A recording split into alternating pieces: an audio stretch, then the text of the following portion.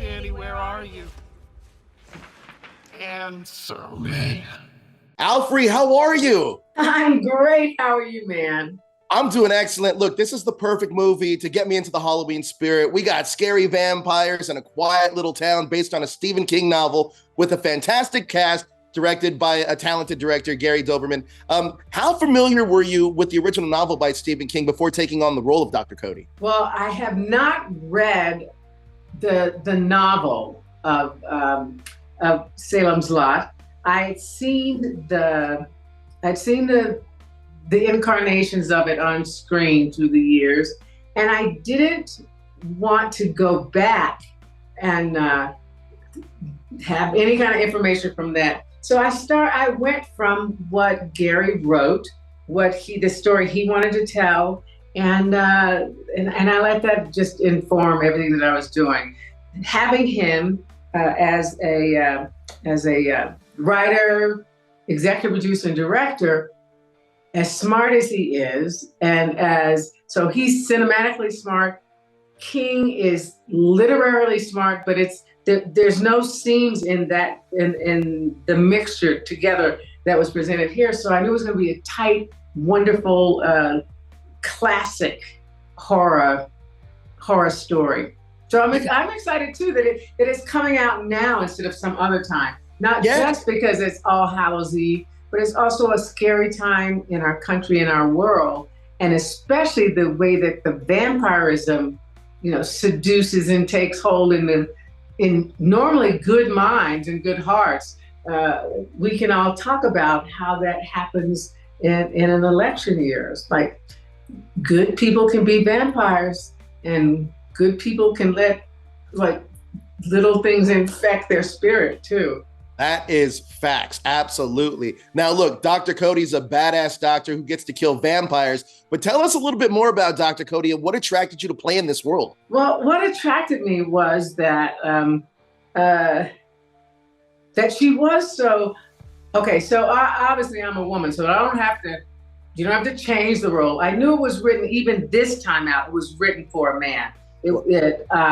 And I know because I've been told and had it talked about and seen expressions of it, what Dr. Cody originally was asked to do and to be. So I was excited when I got it, that it was a different direction for him. And for me, as being a woman, thinking back in 1975, that was the first time that people started to really talk about women doctors in different ways, because all of us had been, raised with gynecologists who were men. But I remember being in Boston, it's like, 300,000, college students there, and suddenly, there were a lot of women OBGYNs, and you had to say, well, I'm going to leave my pediatrician and go to this person. So the presence of women, when we started to talk about reproductive health, you had the option of going to a woman. And so I love the fact that we're 1975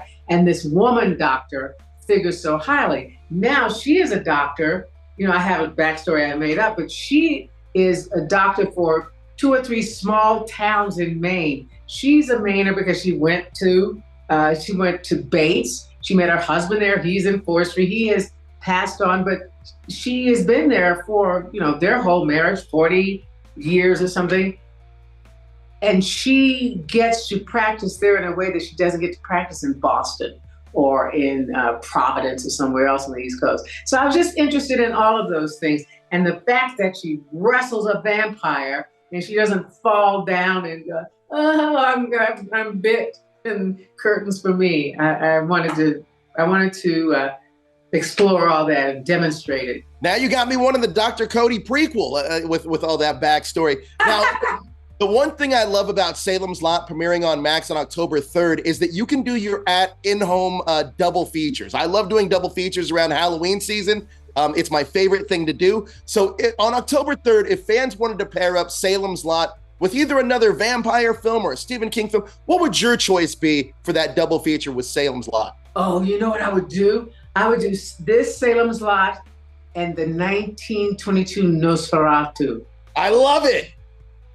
That shite is scary. You know, maybe because it was German, the whole sensibility and getting to, again, it's the simplicity of working with what you've got.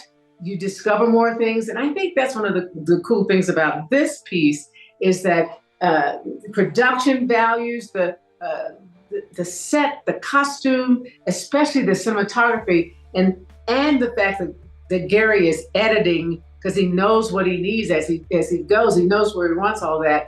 That it makes, again, for a simplicity that first draws us in and reminds us of what a beautiful time the 70s were before the vampires come. You know, I think those two together, because they're so far apart in time span and what we can do with a camera and with production design. And they're the best of the eras because they use all that to make the most honest and clean production. So I'd say those two together. I love it. Well, now I know exactly what I'm doing on October 3rd. Thank you so much, Alfre. You were incredible in this film. And thank you so much for your time. I appreciate it. Thanks, man. See you then. This is not a disease you can catch.